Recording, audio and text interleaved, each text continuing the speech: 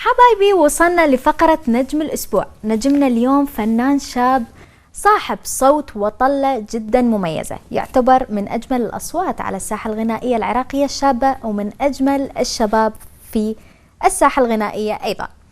فناننا اليوم هو الفنان المبدع قيس هشام. قيس هشام بلش كملحن، ولحن أغاني مهمة لفنانين في العراق والوطن العربي.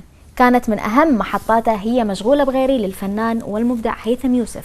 نجمنا اليوم قدم ويانا فقرة ميوزيكانا كيك، وصور لنا هذا الكيك. نروح نشوف هذا الكيك ونرجع لكم.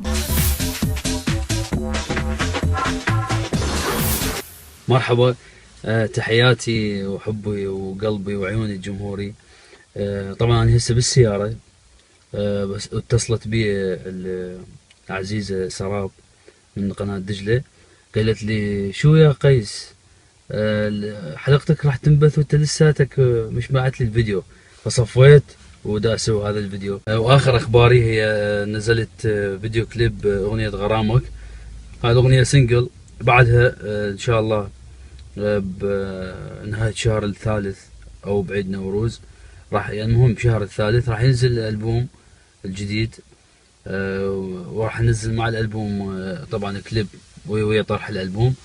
ان شاء الله راح تشوفوا ايضا بقرب وقت على قناة دجلة.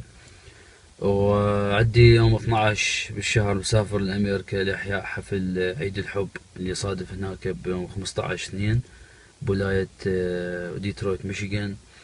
وان شاء الله هاي السنة عندي اعمال كثيرة وان شاء الله تعرفوها على برنامج ميوزيكانا قناة دجلة. تحياتي قيس هشام.